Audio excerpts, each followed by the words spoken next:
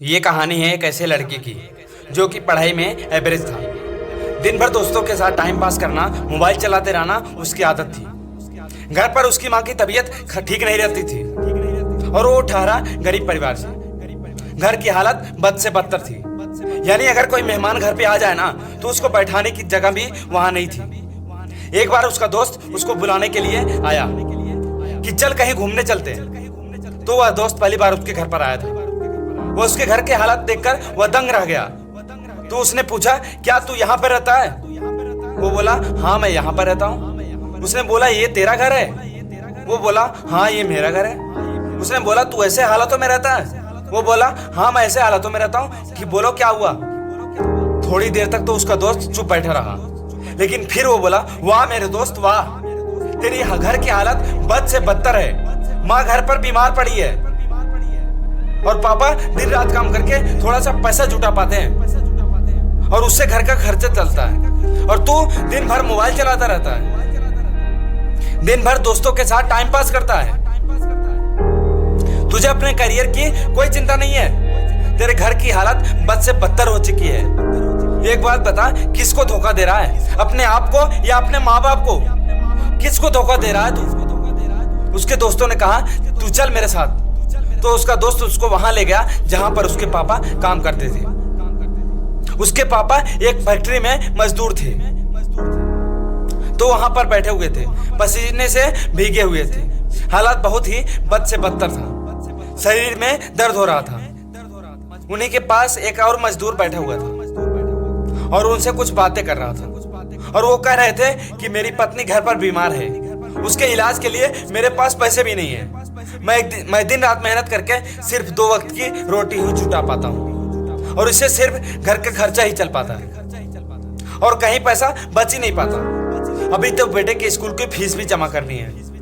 यार इससे अच्छा तो मौत ही है। जिंदगी दुख का दूसरा नाम बन चुकी है। अब तो सिर्फ मेरा बेटा ही मेरी आखिरी उम्मीद है। और वो उससे कह रहे थे, देखना एक दिन मेरा बेटा ना इससे भी बड़ी फैक्ट्री का मालिक बनेगा। वो लड़का और उसका दोस्त दोनों ये सब देख रहे थे और पूरे गौर से सुन रहे थे। तभी उसके दोस्त ने कहा, देख कैसे जीते हैं तेरे पापा। तेरे पापा तेरे से कितनी उम्मीद लगाए हुए हैं, देख जरा एक बार। लेकिन तुम्हें क्या लगता है इस तरह से तो उनकी उम्मीदों पर खरा उतर पाएगा? एक बार तू अपने पापा के हालात को देख कि वो कैसे जीते हैं, और एक बार तू अपने हालातों को देख कि तू कैसे जीता है। वो 2 कौड़ी का मोबाइल तेरे पापा से बढ़कर है। वो 2 कौड़ी की लड़कियां तेरे पापा से बढ़कर हैं, जो जिंदगी में सिर्फ कुछ पलों के लिए आती हैं और फिर चली जाती हैं। वाह मेरे दोस्त वाह, ये तो सिर्फ कुछ दिनों के लिए आएंगी और फिर चली जाएंगी। अरे बदल दे अपने हालत को। यह सब देखकर उसके दोस्त के खून के आंसू टपक पड़े। उसने उसी वक्त निश्चय किया, जिस फैक्ट्री में मेरे पापा काम करते हैं ना, आने वाले 5 साल के अंदर मैं इससे बड़ी फैक्ट्री का मालिक बनूंगा।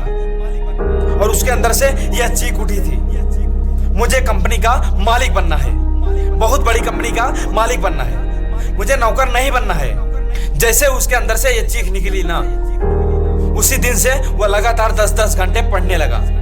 उसके दिमाग में सिर्फ एक ही लक्ष्य था कि मुझे बहुत बड़ी कंपनी का मालिक बनना है और उसके लिए मुझे क्या करना होगा, मुझे पढ़ना होगा और मैं पढ़ूंगा।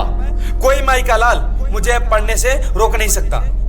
और आखिरी के सिर्फ 1 महीने में पढ़कर उसने पूरे स्टेट में टॉप करके दिखाया। सब लोग हैरान हो गए कि ये कैसे हो गया। सब लोगों की आंखें फटी की फटी रह गई। सब लोग दंग रह गए कि हाउ इज दिस पॉसिबल। और जब उसका इंटरव्यू हुआ ना और उससे पूछा गया कि ये सब कैसे संभव हुआ, तब उसने कहा कि मुझे जिंदगी में कुछ नहीं चाहिए, मुझे तो सिर्फ अपने पापा के सपनों को पूरा करना है। मेरे पापा का सपना है कि मैं जिस फैक्ट्री में वो काम कर रहे हैं ना, मैं उससे भी बड़ी फैक्ट्री का एक दिन मालिक बनूं। और इसी सपने को लेकर मैं इतना पढ़ पाया और पूरे स्टेट में टॉप कर पाया। आप इस कहानी के शुरुआती पार्ट को अपने आप से रिलेट कर पाओ। इंडिया में मैक्सिमम लोग या तो मिडिल क्लास फैमिली से बिलोंग करते हैं या फिर पुअर फैमिली से बिलोंग करते हैं। हर माँ बाप बहुत ही संघर्ष करके अपने बच्चों को पढ़ाते हैं। हो सकता है कि आपके घर की हालत ऐसे ही हो।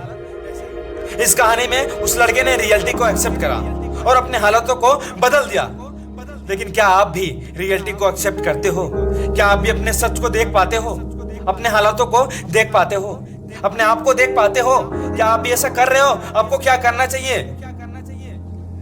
लड़का तो बहुत बड़ी कंपनी का मालिक बन गया, लेकिन क्या गारंटी है कि आप भी अपने बाबा के सपनों को सच करके दिखा पाओगे? क्या गारंटी है कि आप भी अपने हालातों को बदल पाओगे? गारंटी है मेरे दोस्त, गारंटी है। जब आपके अंदर से एक चीख उठकर आएगी ना कि मुझे पढ़ना है, और सिर्फ इसलिए पढ़ना है कि मैं अपने हालातों को बदल पाऊं। और जिस दिन आपके अंदर से यह आवाज आ गई ना कि मुझे पढ़ना है, और सिर्फ इसलिए पढ़ना है कि मुझे अपने आप को बदलना है, मुझे अपने हालातों को बदलना है, अपने मम्मी पापा के सारे सपने को सच करना है। जिस दिन आपके अंदर से यह आवाज आ गई ना कि मुझे पढ़ना है, और सिर्फ इसलिए पढ़ना है कि मुझे अपने आप को बदलना है, मुझे अपने हालातों को बदलना है,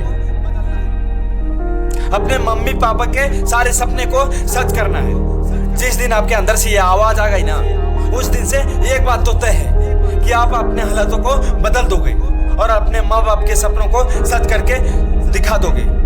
बस जरूरत है एक अंदर से आवाज की। दोस्तों, बहाने बनाने से कुछ नहीं होता। बहाने तो हर कोई बनाता है, हर वो इंसान बनाता है जो कायर होता है। मेरा मन नहीं करता, मुझे आलस आ रहा है, मुझे मैथ टफ लगता है, मुझे साइंस टफ लगता है, मुझे ये टफ लगता है, मुझे वो टफ लगता है। अरे कुछ भी नहीं है टफ। जरा पूछो उस टॉपर से कि तुझे क्या टफ लगता है, तो हमेशा सिर्फ एक ही चीज सुनने को मिलती है कि पढ़ने वालों के लिए कुछ भी टफ नहीं है। दोस्तों, जिंदगी का भी यही वसूल है। करने वाला कुछ भी कर जाएगा, और जो ना करने वाला है ना, वो बहाना बनाता रह जाएगा। वो छोटी सी मुसीबत आने पर भी ना रुक जाएगा। बहाना बनाने में ना उसका कोई रिकॉर्ड नहीं है।